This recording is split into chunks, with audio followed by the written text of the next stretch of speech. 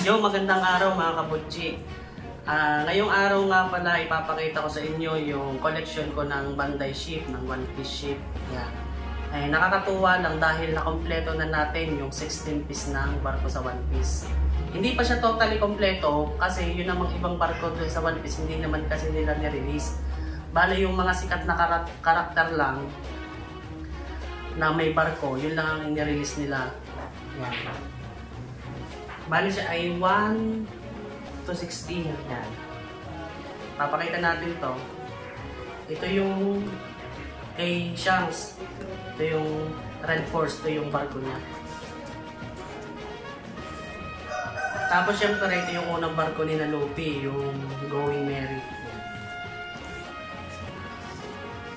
Ito naman yung submarine ni Trafalgar Law.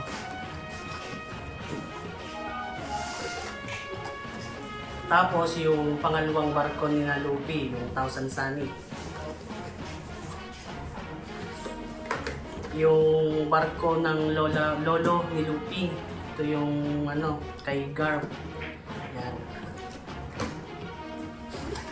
Ito naman yung sa mga marines niya.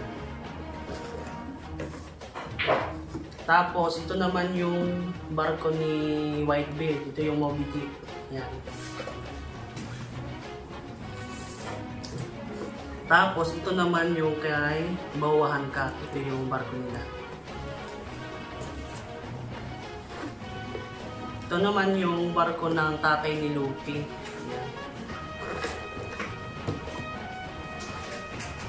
Tapos ito yung barko nung boss ni Sanji.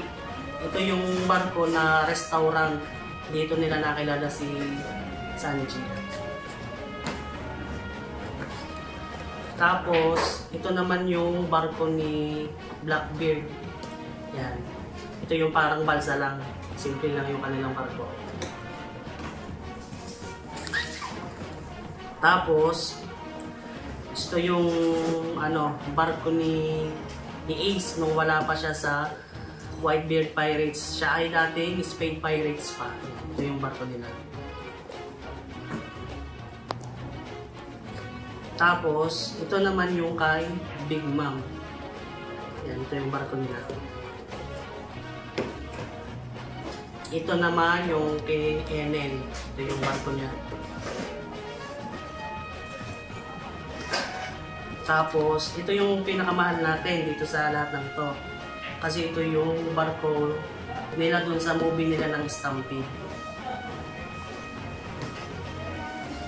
Ito naman yung barko ng Pirate King ni Goldie Roger. Yan. Ito yung Oro Jackson. Ngayon, ipapatas natin siya para makita nyo o maging familiar sa inyo yung mga barko na yun.